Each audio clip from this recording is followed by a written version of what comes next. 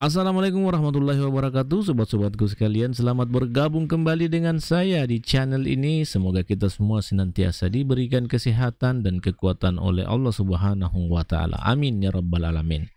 Baik, dalam video kali ini saya kembali akan membahas prediksi soal ya, khususnya yang berhubungan dengan bidang peranata komputer terampil. Nah, tapi pada kesempatan kali ini saya akan fokus membahas materi tentang jaringan komputer. Oke, bagaimana bentuk-bentuk soalnya? Langsung saja kita lihat. Soal nomor 1. Saya akan bacakan untuk teman-teman. Alat yang berfungsi untuk menghubungkan dua jaringan dengan segmen yang berbeda adalah titik-titik. A. Router, B. Switch, C. Hub, D. Access point. Untuk soal nomor 1 ini jawabannya tentu saja adalah A. Router ya. Nah, router ini merupakan perangkat yang berfungsi untuk mentransmisikan paket data pada mentransmisikan paket data dari jaringan internet ke perangkat lain melalui proses routing. Nah, proses routing itu sendiri merupakan proses meneruskan paket jaringan yang satu dengan yang lainnya. Dalam arti lain, router ini berfungsi untuk mengelola lalu lintas antar jaringan dengan meneruskan paket data ke alamat IP yang dituju. Nantinya router akan memungkinkan beberapa perangkat untuk menggunakan koneksi internet yang sama ya. Jadi nomor 1 ini jawabannya adalah router. Oke, selanjutnya soal nomor 2. Berikut ini yang merupakan fungsi dari firewall, yaitu titik-titik. A. Sebagai penghubung antar dua jaringan yang berbeda. B. Mengatur dan mengontrol lalu lintas jaringan. C. Penghubung antar dua jaringan ke internet menggunakan satu IP. D. Program yang melakukan request terhadap konten dari internet atau intranet. Jawabannya tentu saja adalah C. Firewall ini berfungsi sebagai penghubung antar dua jaringan ke internet menggunakan satu IP ya. Jadi firewall ini adalah sistem keamanan pada jaringan komputer yang dapat memonitoring dan mengontrol akses keluar masuk koneksi jaringan untuk melindungi dan menjaga perangkat dari berbagai ancaman seperti virus, spam, dan malware. Nah, beberapa fungsi dari firewall di sini teman-teman bisa lihat: mengontrol dan mengakses arus paket data, kemudian menjaga pos keamanan jaringan, mencatat aktivitas pengguna, serta mencegah bocornya informasi ya. Oke, kita lanjut soal nomor 3. Dalam model OSI layer yang berfungsi untuk menerima data dari session layer adalah titik-titik. Opsinya A. Network layer, B. Data link layer, C. Transport layer, dan D. Physical layer. Jawabannya adalah C. Transport layer ya. Jadi transport layer ini merupakan model yang berfungsi untuk menerima data session layer, memecah data menjadi bagian-bagian kecil, dan meneruskan data ke network layer. Nah, terkait dengan jenis OSI layer ini ada 7 jenisnya. Ada physical layer, ada data link layer, ada network layer, ada transport layer, ada session layer, ada presentation layer, dan ada application layer. Lanjut, soal nomor 4. Subnet mask yang dapat digunakan pada IP kelas B adalah titik-titik. A. 255.0.0.0, B. 255.255.0.0, C. 255.255.255.248, D. 255.255.255.0. Jawabannya tentu saja B ya. Nah, karena netmask 255.255.0.0 merupakan netmask kelas B dan dapat menampung 16.536 host. Selanjutnya soal nomor 5. Berikut ini jenis topologi yang memiliki node tengah sebagai pusat penghubung dari suatu jaringan adalah topologi titik-titik. A. Topologi bus, B. Topologi ring, C. Topologi tree, D. Topologi star. Jawabannya tentu saja D. Topologi star ya. Jadi topologi star atau bintang pada topologi ini menggunakan switch yang berfungsi sebagai node tengah sekaligus pusat jaringan. Apabila switch ini mati atau terganggu, maka jaringan tidak dapat berjalan dengan baik. Selanjutnya soal nomor 6. Berikut ini merupakan protokol umum yang sering digunakan oleh mail server kecuali, ya. Perhatikan soalnya, protokol umum yang sering digunakan oleh mail server kecuali. Jadi pengecualian, ya. A. SMTP, B. POP3, C. IMAP, D. TCP IP. Ya, untuk soal nomor 6 ini jawabannya tentu saja D, ya, TCP IP. TCP/IP ini merupakan singkatan dari Transmission Control Protocol atau Internet Protocol, ya.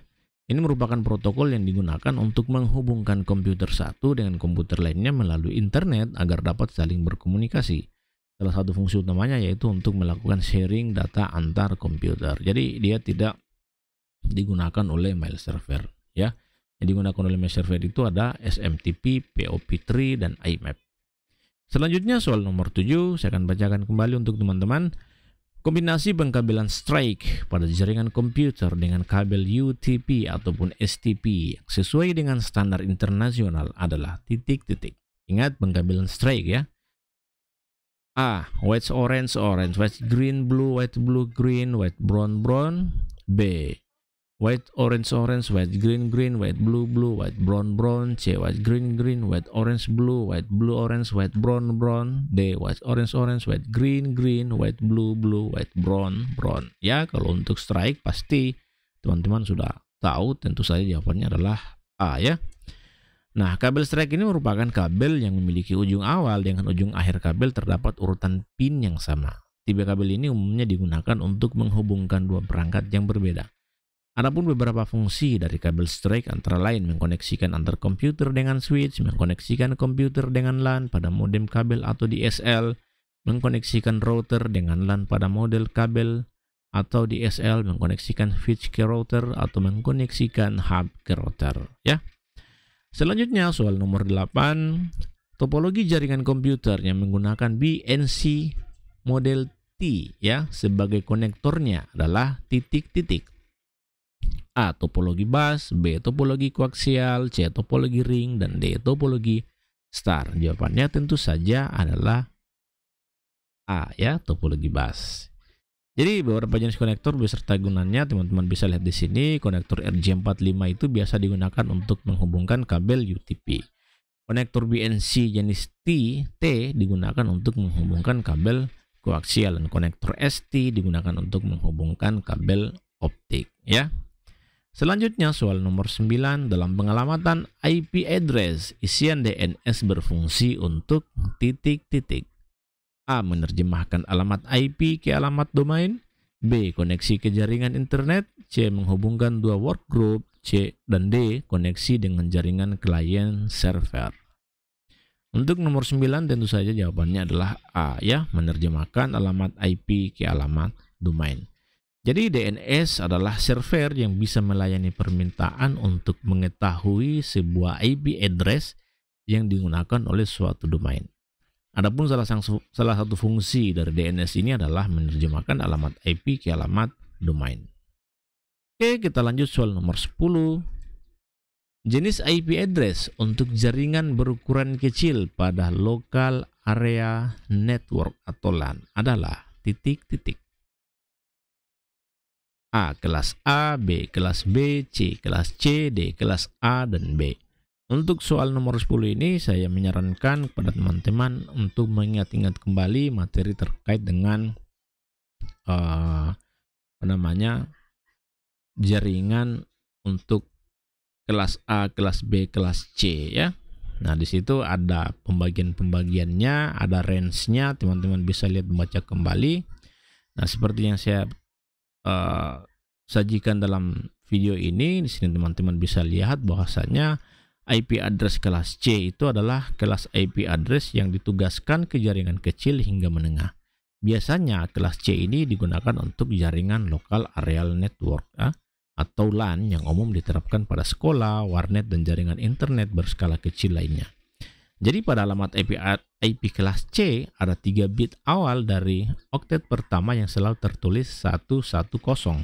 Sementara sisa 21 bit dari 3 oktet pertama melengkapi ID jaringan. Adapun oktet terakhir yang berukuran 8 bit mewakili ID host dan memungkinkan 254 host per jaringan. Jadi dari segi nomor jaringan yang digunakan, IP address kelas C ini dimulai pada 192 dan berakhir pada 223. Jadi silakan teman-teman simak kembali materi atau buka-buka kembali materinya terkait dengan terkait dengan kelas-kelas jaringan ini ya. Kita lanjut soal nomor 11.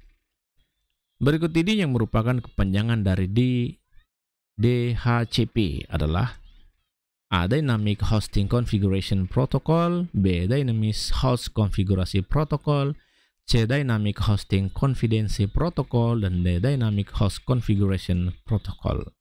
Ya, tentu saja jawabannya adalah D. Dynamic Host Configuration Protocol ya. Jadi DHCP itu adalah protokol yang digunakan untuk distribusi IP address pada jaringan komputer secara dinamis. Dengan menggunakan DHCP, Anda dapat melakukan konfigurasi IP address pada setiap perangkat di jaringan komputer secara otomatis. Oke, kita lanjut soal selanjutnya nomor 12. Apabila NIC sudah terinstall dengan baik, maka dapat dilihat melalui titik-titik ya. Perhatikan opsinya A. Device Manager dan Edge atau Remove Hardware, B. Control Panel dan Add atau Remove Windows Component, Windows Explorer dan Regedit, D. Network Connection dan Device Manager. Jawabannya tentu saja D ya. Jadi NIC yang sudah terinstall itu dapat dilihat melalui Network Connection dan Device Manager. Nah, NIC itu network singkatan dari Network Interface Card atau LAN card atau Ethernet card ya. Jadi dia merupakan perangkat yang menyediakan media untuk menghubungkan antar komputer. Kebanyakan kartu jaringan berjenis kartu internal, yaitu kartu jaringan yang dipasang pada slot ekspansi di dalam komputer. Adapun fungsi dari Network Interface Card ini antara lain peranti yang menyambungkan kabel jaringan dengan komputer. Kemudian fungsi yang kedua itu sebagai peranti yang menyediakan pengalamatan secara fisik, yang artinya bahwa kartu jaringan ini memiliki kode tertentu yang unik ya. Oke, selanjutnya kita akan lihat soal nomor 13. Saya akan bacakan kembali untuk teman-teman. Pemasangan kabel secara straight pada kabel UTP digunakan untuk menghubungkan titik-titik. A. Komputer dengan komputer, B. Komputer dengan hub atau switch, C. Switch dengan router, D. Hub dengan repeater. Jawabannya tentu saja B. Komputer dengan hub atau switch ya. Perhatikan kabel straight. Nah, beberapa fungsi dari kabel straight ini adalah mengkoneksikan antar komputer dengan switch ya. Jadi perhatikan fungsi-fungsi ini. Bahwasanya kabel straight ini memiliki 5 fungsi secara umum: mengkoneksikan hub ke router, mengkoneksikan switch ke router, mengkoneksikan router dengan LAN pada model kabel atau DSL, mengkoneksikan komputer dengan LAN pada modem kabel atau DSL, kemudian mengkoneksikan antar komputer dengan switch ya, seperti opsi yang ada di soal. Jadi B untuk soal nomor 13. Selanjutnya soal nomor 14 saya akan bacakan lagi untuk teman-teman. Perhatikan baik-baik. Server yang berfungsi sebagai pemberi akses atau pertukaran transfer data antar dua komputer adalah titik-titik. A. Mail server, B. DHCP server, C. FTP server, dan D. Web server. Jawabannya tentu saja adalah C ya, FTP server. Jadi FTP ini adalah protokol internet yang berjalan dalam satu lapisan aplikasi yang berfungsi sebagai media tukar-menukar data antara klien dan server dalam sebuah jaringan tentunya ya. Jadi FTP ini juga bisa diatur menjadi layanan yang bisa digunakan oleh banyak orang sehingga semua orang bisa mengakses data dalam satu komputer dengan mudah ya. Selanjutnya kita akan lihat soal nomor 15. Dari pernyataan di bawah ini yang merupakan kekurangan dari topologi bus adalah titik-titik ya. Opsinya ada A. Sulit dalam pengelolaan, B. Jika satu node putus maka koneksi jaringan tidak berfungsi, membutuhkan konsentrator, D. konfigurasi dan pengkabelan cukup sulit. Untuk soal nomor 15 tentu saja jawabannya adalah B ya. Jadi yang merupakan kekurangan dari topologi bus itu adalah jika satu node putus maka koneksi jaringan tidak akan berfungsi. Nah, di sini ada beberapa kelemahan dari topologi bus, teman-teman bisa simak. Pertama, keamanan yang rendah, kemudian seluruh jaringan terganggu jika kabel utama rusak, kemudian harus menggunakan terminator di kedua ujung kabel utama, sulit mengidentifikasi sumber masalah jika seluruh jaringan mati, kemungkinan tabrakan jaringan akibat lalu lintas jaringan yang padat, dan penambahan perangkat baru dapat menurunkan kecepatan jaringan. Jadi teman-teman bisa lihat di sini bagaimana bentuk dari topologi bus ya. Maka otomatis kalau kita melihat gambar yang ada di sini, apabila satu node putus, misalnya di sini yang putus, maka jaringan tidak akan berfungsi dengan baik pada komputer-komputer yang lain tentunya.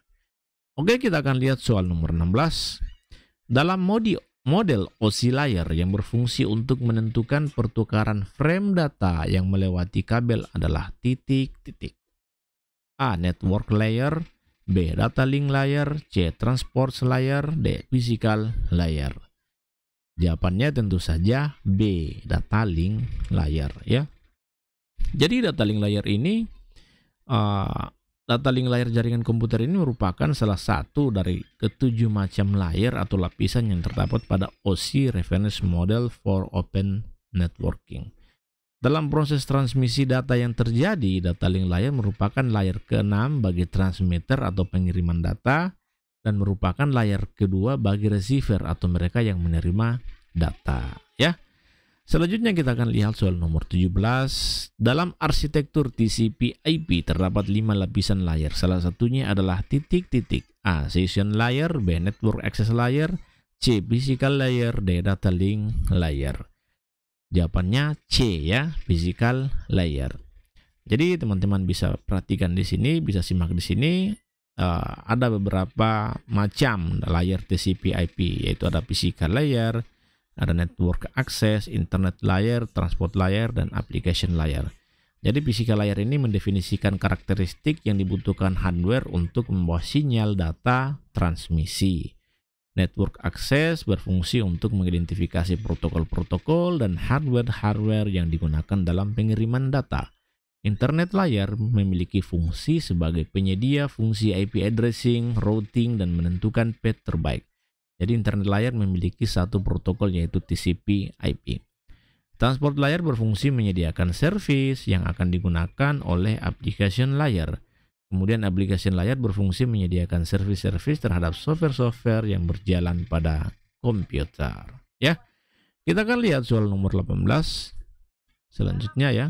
Lapisan dalam arsitektur TCP/IP yang berfungsi mendefinisikan aplikasi-aplikasi yang dijalankan pada jaringan yaitu A. Physical layer, C. Application layer, B. Session layer, D. Transport layer. Kalau teman-teman perhatikan penjelasan di soal nomor 17 tadi pasti akan sangat mudah menjawab soal nomor 18 ini. Ya, otomatis jawabannya adalah C. Session layer ya.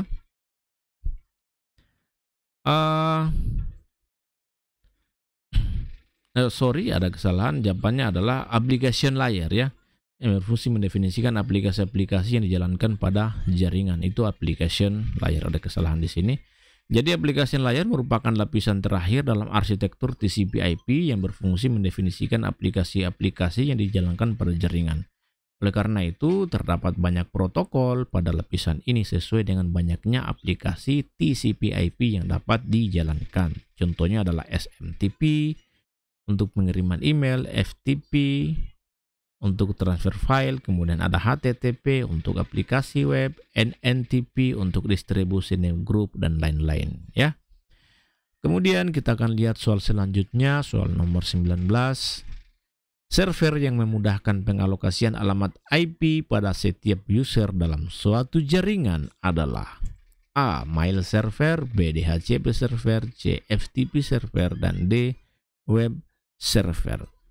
Jawabannya otomatis B ya, DHCP server. DHCP ini singkatan dari Dynamic Host Configuration Protocol, merupakan protokol yang berbasis klien atau server untuk dipakai pada pengelolaan IP address di suatu jaringan dengan lebih mudah, ya. Kemudian pertanyaan selanjutnya, pertanyaan nomor 20 atau pertanyaan terakhir dari pembahasan kita pada video ini. Saya akan bacakan untuk teman-teman prinsip-prinsip dasar dalam mendesain sebuah protokol jaringan yang harus dipertimbangkan, yaitu titik-titik. A. Efektivitas. C. Kemampuan dalam kondisi gagal di network. B. Kehandalan. D. Semua jawaban benar. Maka dari itu, jawaban dari soal nomor 20 ini adalah D. Semua jawaban benar. Kalau teman-teman perhatikan di sini, bahasanya dalam membuat protokol ada 3 hal yang harus dipertimbangkan, yaitu efektivitas, kehandalan, dan kemampuan dalam kondisi gagal di network. Oke, itu saja yang bisa saya sampaikan. Pada akhirnya impian tidak dapat terwujud dengan sendirinya, namun impian akan datang ketika kita berusaha untuk meraihnya. Untuk teman-teman yang sedang menonton video ini, saya berpesan bahwasanya apa yang saya sajikan dalam video ini hanyalah berupa bentuk prediksi saya pribadi berdasarkan kisi-kisi yang ada. Lebih dan kurangnya mohon dimaafkan, karena pada dasarnya saya pun sangat terbatas dalam hal kemampuan dan kapasitas terkait dengan materi perangkat komputer. Selebihnya mungkin teman-teman bisa mengeksplor lebih jauh terkait dengan materi-materi perangkat komputer terampil melalui internet atau melalui lembaga-lembaga yang menyediakan fasilitas tryout. Mudah-mudahan dengan demikian teman-teman bisa mempersiapkan diri dengan baik. Adapun apa yang saya sajikan dalam video ini mudah-mudahan bisa sedikit membantu buat teman-teman yang sedang mempersiapkan diri. Lebih dan kurangnya mohon dimaafkan. Saya akhiri dengan ucapan wabillahi taufiq wal hidayah. Wassalamualaikum warahmatullahi wabarakatuh. Salam dari saya, dosen swasta. Terima kasih.